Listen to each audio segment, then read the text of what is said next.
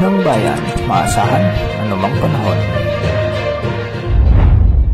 Magandang araw po sa ating lahat. Narito ang update sa lagay ng ating panahon at sa patuloy nating binabantayang si Bagyong Christine. Sa ngayon nga ay naglandfall na si Bagyong Christine at ngayon ay nasa kalupaan na ng Tumawi, Isabela. Huling namatan ang sentro nito sa vicinity ng Tumawi, Isabela. Taglay ang malakas na hangin na umaabot sa 95 km per hour malapit sa gitna at pagbugsong umaabot sa 160 km per hour. Kumikilos ito ng 15 km per hour ng west-northwest.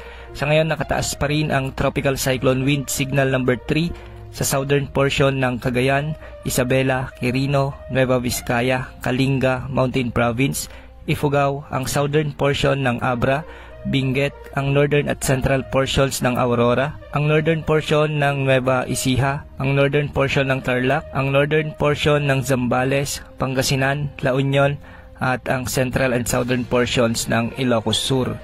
Ang mga lugar na ito ay posible makaranas ng malalakas na pagbugso ng hangin at malalakas na buhos ng ulan. Samantala, nakataas din ang Tropical Cyclone Wind Signal number 2 sa bahagi ng Ilocos Norte, ang nalalabing bahagi ng Ilocos Sur, Apayao, ang nalalabing bahagi ng Abra, ang nalalabing bahagi ng Cagayan kasama ng Babuyan Islands, ang nalalabing bahagi ng Aurora, ang nalalabing bahagi ng Nueva Ecija, Bulacan, ang nalalabing bahagi ng Tarlac, Pampanga, ang nalalabing bahagi ng Zambales, Bataan, Metro Manila, Cavite, Laguna, Rizal, Batangas, ang northern at central portions ng Quezon, kasama na ang Polillo Islands at Lubang Islands. Samantala nakataas naman ang Tropical Cyclone Wind Signal number 1 sa Batanes, ang nalalabing bahagi ng Quezon Province, ang nalalabing bahagi ng Occidental Mindoro, Oriental Mindoro, Marinduque, Romblon,